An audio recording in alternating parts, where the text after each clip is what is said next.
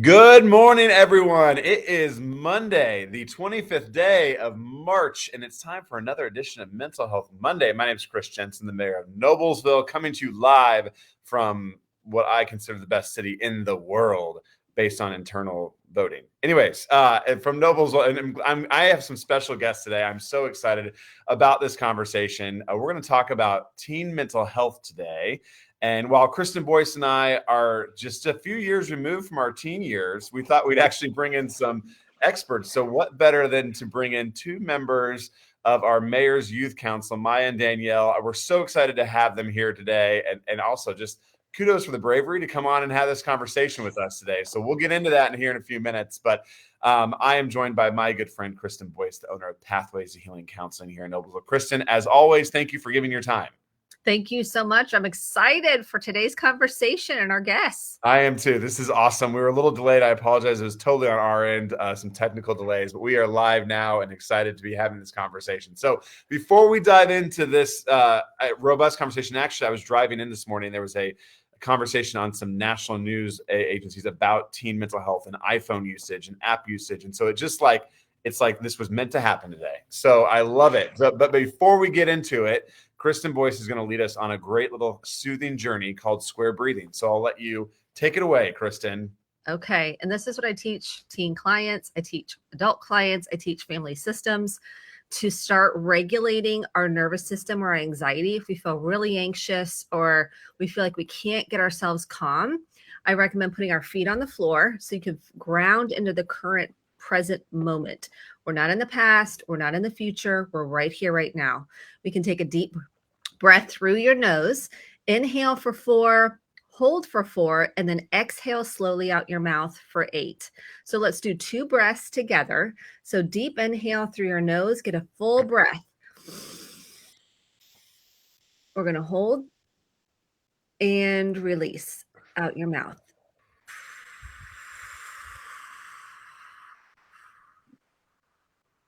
Let's do one more breath. Inhale through your nose. Hold and release.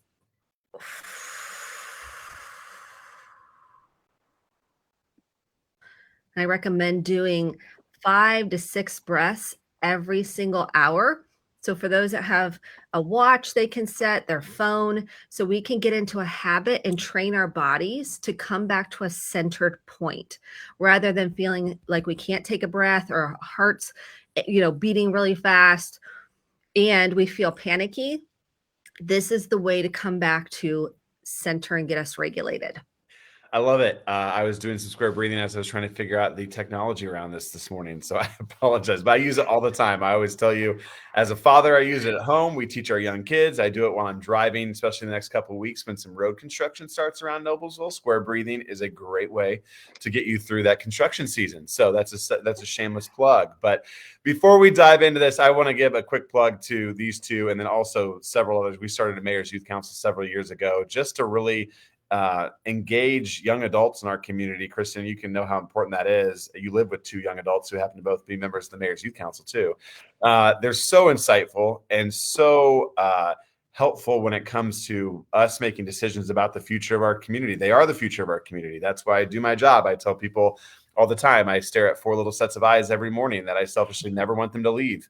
And so my goal is to make this city as great as possible. So we discuss not only mental health challenges, we discuss environmentalism, we discuss all sorts of topics, which I think is just really, really important. But today we're going to hone in and ask these guys, Maya and Danielle, to kind of help us and talk a little bit about teen mental health, which is so, so important.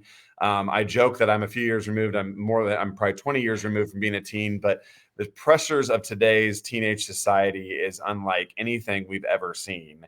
And the rates of teen mental health challenges, Kristen, you can speak to it, is on a rapid increase. And I'm sure you see them all the time in the private world. So if you want to talk a little bit, Kristen, kind of on what you're seeing industry-wide, and then we can kind of engage in this conversation. Sure. I'm so glad you both are here to talk to us and give us the lowdown from your perspective on what the challenges are. But in general, what we're seeing is there was already a mental health crisis with teens prior to COVID, and then COVID hit, and we are not meant to be in isolation. And so when teens are isolated from their peers, their friends, mentors. It took a major toll on their mental health. They missed out on so many events and graduations, celebrations together, transitions in their life to college. There was a lot of things that changed that impacted their mental health. And the main thing was relationships. So we saw a significant increase in suicide ideation, anxiety, and depression. And so it was a trauma, if you will, for many of us, and especially teens. And we're seeing right now this uptick on social media of teens really gravitating towards like TikTok and things that really to try to gain some connection with people. Also education, like we call it now the TikTok psychology, where they're like, I saw on TikTok square breathing, or I saw on TikTok, these different ways that we want to cope with anxiety or need to cope with anxiety. So there can be some benefits, but we are seeing more body dysmorphia due to social media and these airbrushed images that are out there. They don't feel good about their bodies, their faces, themselves. So we're seeing a lot more shame and not feeling good enough, and worthlessness and not feeling valued. And I think this is a huge conversation that we need to have. And I'd love to turn it over to Maya and Danielle to hear what they're facing. Yeah, absolutely. Nowadays, everybody is on social media all of the time. I mean, even in schools, we turn to our electronics for most of our schooling now. I mean, not Nobles, but we have iPads, and we're losing that face-to-face connection because everybody is on social media all the time. Mm-hmm. Yeah, I feel like people tend to like find that social connection like through their phones instead of like Maya said, like a face to face. And like again, we have like our laptops and people will pull up Instagram and TikTok on their laptops, which I feel like that's the time we're supposed to be like away from all that and just be truly focused on what is right in front of us instead of trying to be distracted. How has it impacted you emotionally, mentally, physically, with like the device being what people turn to, even when you're like sitting with somebody and they're Yeah. texting, like they're not present with you? How has that impacted you and other teens?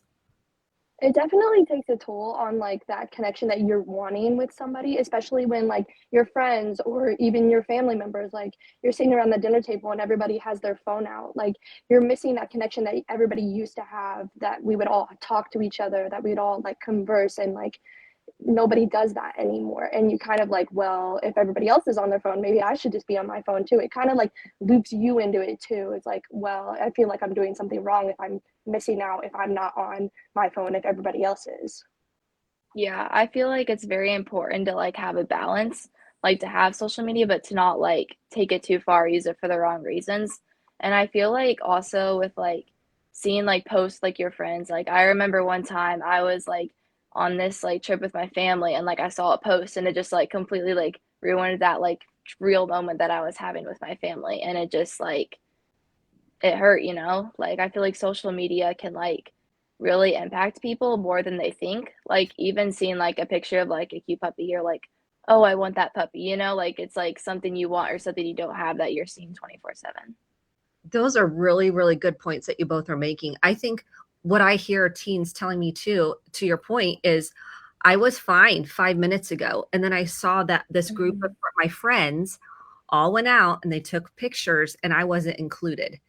And then so that really says, what's wrong with me? Why didn't I get invited? Why are they leaving me out? And then you feel sad. You feel upset, obviously, because you're left out. And then we don't know how to have these conversations about it with each other. So people post stories or whatnot on something that's really triggering them rather than going directly to the person. Do you find that that's a challenge to have these hard conversations directly with the person that you might feel hurt by? Yeah, Yes, I think that 100%. 100%. Yeah. Yeah. Is that a frustration? How does that impact you, not like teens struggling to go directly rather than talking behind your back or pulling in another friend into the dynamic rather than going straight to the person? How do you feel about that? How has that impacted you? I think feel like like once, go ahead. you can go ahead. Okay, so like Good. once people like put everything on social media, it's very hard to like reel it back in. So like once you see all your friends hanging out, say on like online, you see that them all hanging out without you, it's hard to like bring it right back in and just like talk to them, being like, hey, like I wasn't invited, like why was that? You kind of feel like, oh well, like if they're doing that, maybe I should post about something I'm doing and like, oh, I'm doing something better or like something like that. It's hard to like when you're comparing yourself to bring it back in and just try to have that conversation with people because you're already being compared.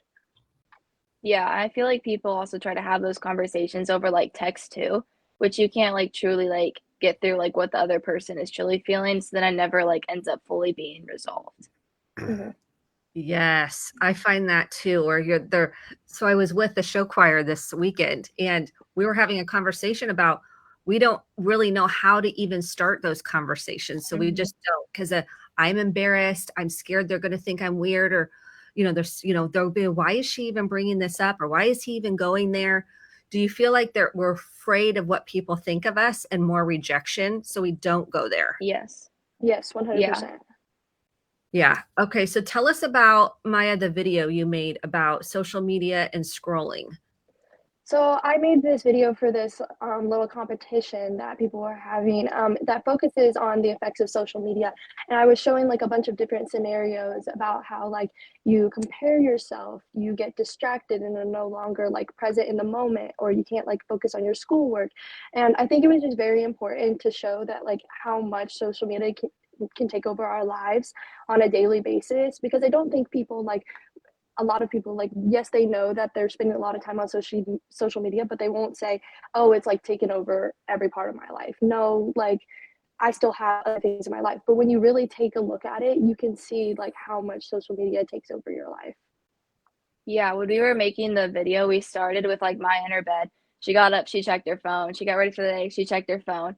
And then we did like this like ticking clock to just like show that like 24/7, like you're always thinking, oh, like what's on my phone? Like, did someone snap me? Did someone text me? Like, just like 24/7. I feel like it like the time that you spend on social media is so much longer than you think in the moment. Cause I know I can get lost in like Instagram reels because they're like hilarious. And then it's like 30 minutes, and you're like, oh crap, what happened to my day?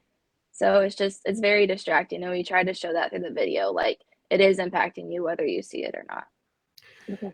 And Kristen, if I could chime in real quick, I mean, these guys took such initiative to insert this and actually won some funds that they're going to be donating to an organization called Ben's Ranch here in a couple of weeks that helps teens within mental health challenges, kind of working on a farm and kind of a whole different way. So I just wanted to heap praise on them for being wise beyond their years to not only do the video, but to seek out great areas to donate funds to it. So it's just incredible. But I wanted to kind of ask a question. I think so much all of us adults maybe sitting and watching this conversation are kind of putting themselves in a teen's shoe or and trying to think about what it was like when we were growing up.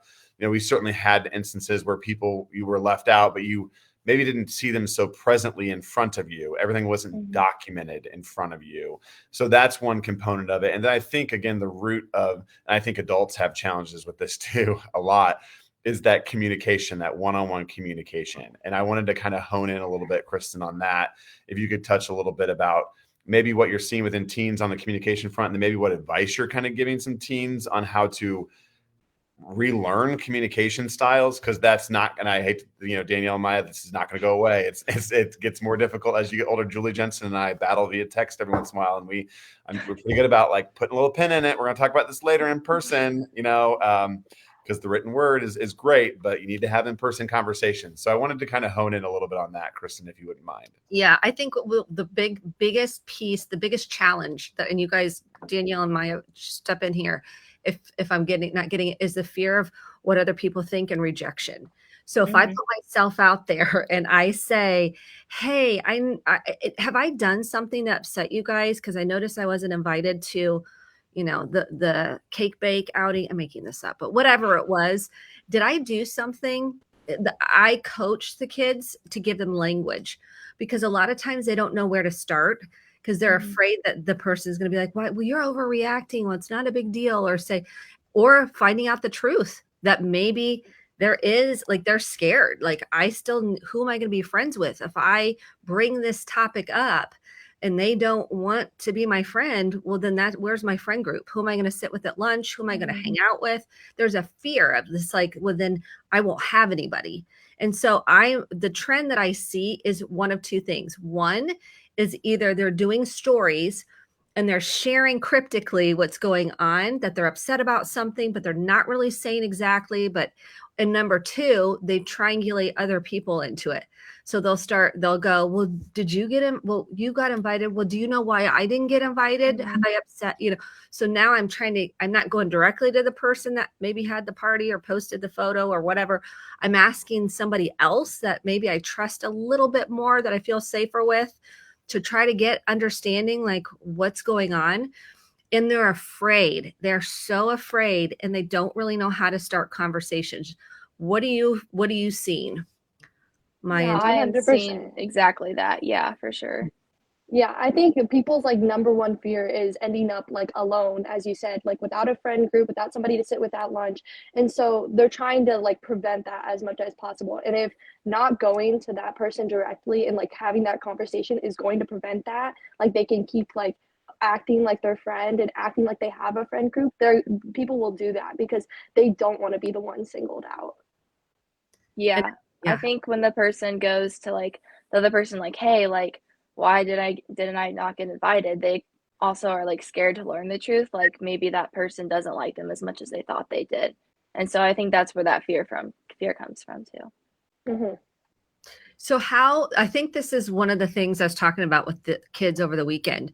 I said, I would love to equip teens on one, emotional regulation and nurturing yourself, offering yourself compassion when you feel shame, you feel something's wrong with you, you feel defective, you feel like a burden, you feel like whatever that negative belief is, nurturing that part, and then getting some courage to face these conversations with like acknowledgement sandwich. So I was coaching some of the kids. I was like, you start off by saying, I'm so grateful for our friendship. I'm so glad we've been friends since 7th grade. I'm making this up, but you get the idea, and say, hey, and I love to say, have I done something? I love that, because I'm not going, well, you didn't invite me, and why didn't you invite? I'm going, have I done something to upset you? Because I noticed, or done something that you don't like, or is there anything I can, just to try to gauge it in a more, I'm taking ownership way. Even if you didn't do anything, I'm going, well, hey, I'm trying to check this, and then say, I really hope we can work through this. And maybe you don't. Maybe this is a friend group that you've decided, I don't really want to be a part of this because they aren't really kind. They talk behind my back.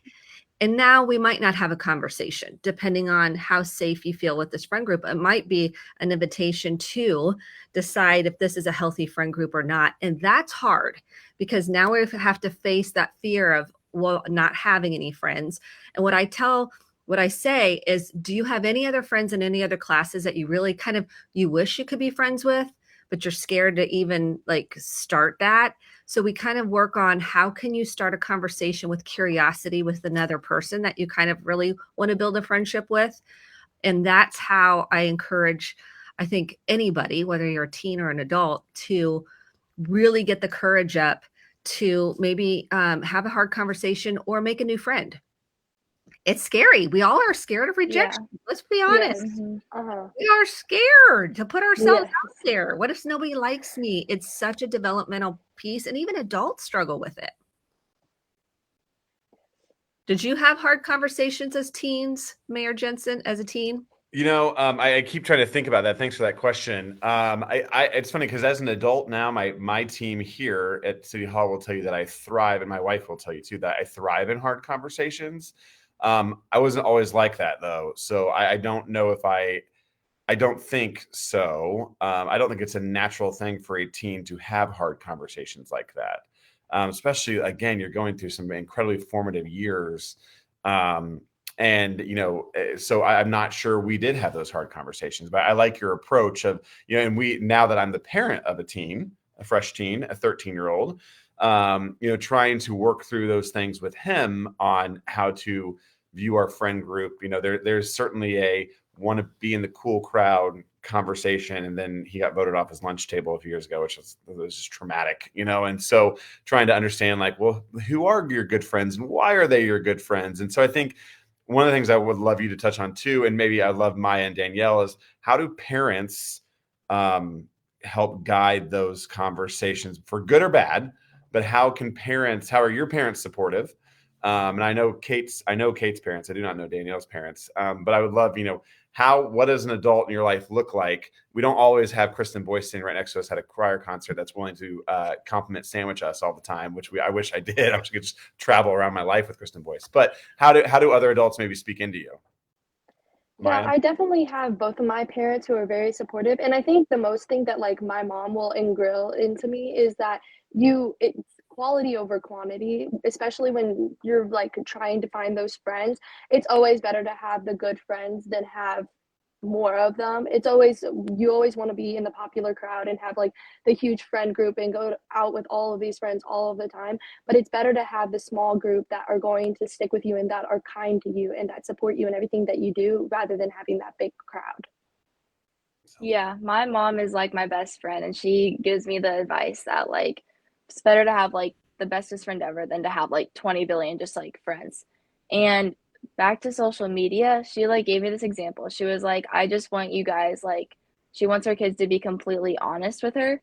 And so like my brother has Roblox, and she was like, if like someone tries to like reach out to you on Roblox, like if you tell me, like I will like pay you, like please tell me that stuff. Instead, like if you hide that from me, then like that's where it like is wrong, because I feel like being truly open about something is the best way to like cope with anything. Like with friends, something happens, as long as you like tell someone and then you have someone to talk to, it's like a much better outcome than just keeping it to yourself. 100%. I love this so much, but what you both said, because it's true. If you have one person, this is according to research, one good friend, it makes a huge difference in your life. Secondly, you're spot on, Danielle. Maya hit that one. Danielle, you hit the processing. One of the most important things I see in teen mental health is if they don't have someone to process the deep, vulnerable fears, shame, and pain, emotional pain they're going through, that's when suicidal ideation, that's when that negative self-talk grows, because we have no one to process what just happened with. We have no one to process what we just saw on social media. That's one of the most important roles that parents can play. I'm not hounding my kid. I'm checking in. How are you feeling about that? That's the key question. How are you feeling about, not how did that make you feel? Nothing makes us feel. How did you feel about that? Well, I don't know. They might say, I don't know. And I'll say, I can hold all the space for you to process. I'm here. I have tender empathy and compassion for what you're going through. Create safety for teens to tell you the truth, because you nailed that too. The more you can tell the truth, the more you'll be set free. We have to have a safe person, whether that's a therapist, a school counselor, maybe it's a teacher, a parent, ideally would be great, but not everybody has that available. Or coach, somebody you can open up with and process what you're going through. That's where a best friend is wonderful. That's a vault. They're going to hold that container for you. That one friend that my daughter calls it your low battery friend, where you don't have to be like, hey, it's your low battery friend. It's your friend that when you have nothing to offer, they love you anyways. They're called the low battery friends. Everybody needs a low battery friend. And if you've got that, I think you're right on target. Do you find you have those people you can be authentic and share your real feelings and fears with and shame? Do you both find that yes, for sure. Yeah. Yes, yeah, definitely.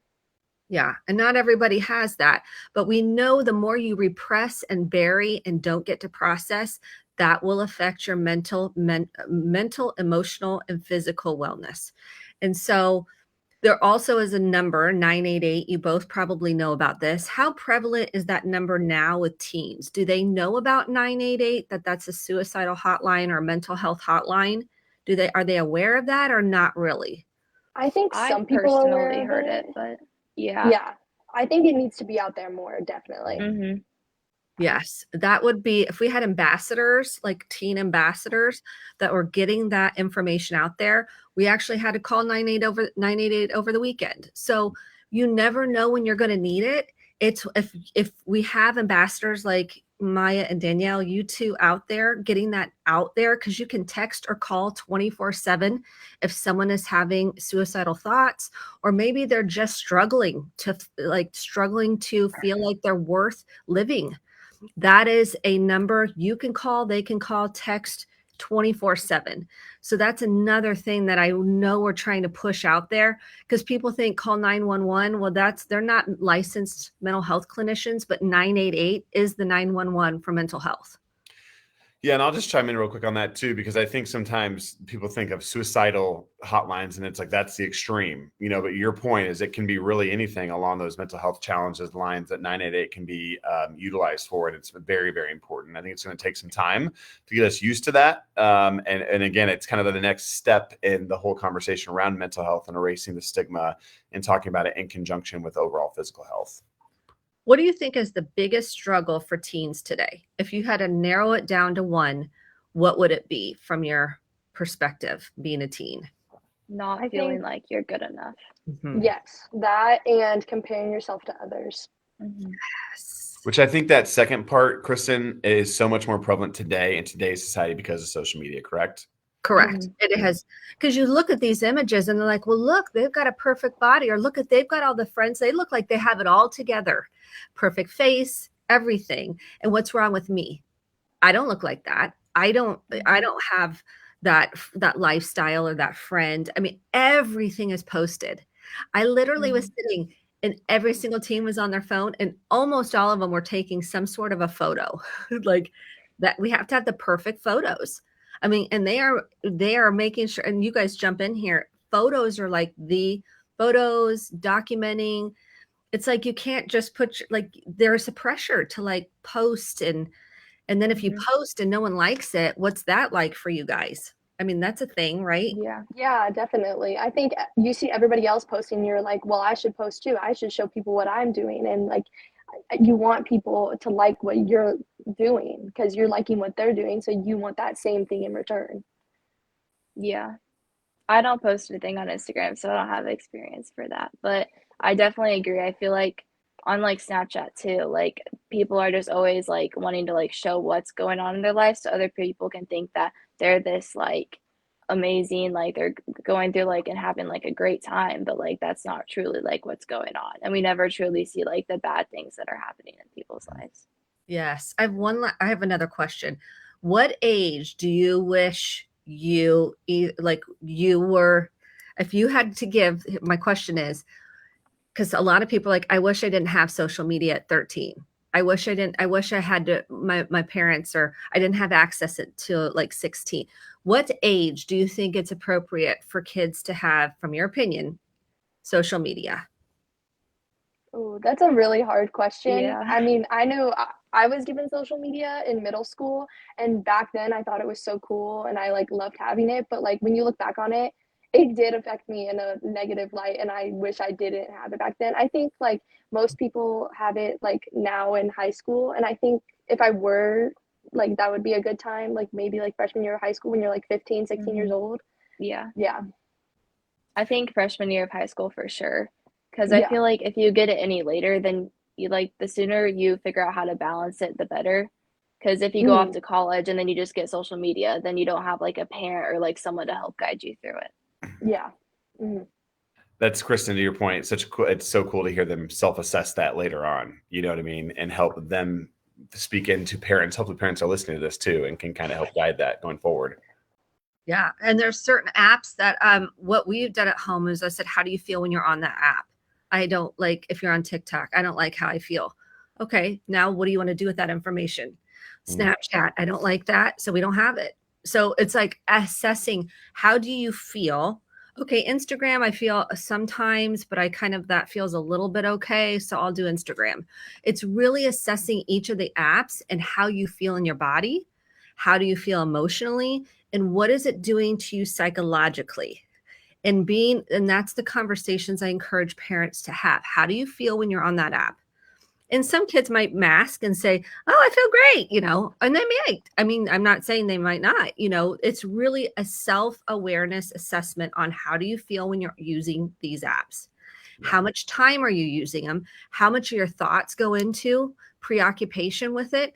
That means if it's affecting your daily functioning and you'd rather be on an app and scroll and numb than being like talking face to face with somebody. I realize we're not going to talk face to face all day with somebody. That's not what I'm saying. But is it consuming your thoughts? We've got to address it. Yeah. Mhm. Yeah. Well, I hate to end this conversation because we could talk for about another hour about this, but this has been awesome. And I want to say, Maya and Danielle, like wise beyond your years. Thank you for coming online. Thank you so much for having us. No, Yes, thank you for having us. And thanks for what you guys are doing in the youth council. I'm so proud every day, Kristen. Again, they hate me because they meet at 7:30 in the morning, so I come bouncing in there like all fired up, and they're working through it. But they are just an absolute delight to be around and to come tackle issues like this means a lot. So thank you, Maya. Thank you, Danielle. Kristen Boyce, as always, you are just the best. And if you have any questions, feel free to get on our Facebook page, check out the Mayor's Youth Council to learn more, send us a note. But again, kudos to these guys for stepping up and being willing to be vulnerable today, which means a ton. So with that, join us next month for another edition of Mental Health Monday. Kristen Boyce, as always, you're the best. Thank you. Thank you, Maya and Danielle. Yes. So appreciate you both. Enjoy Thank you spring so break much. and take Thank care. you. All right. Thanks, everybody. Bam.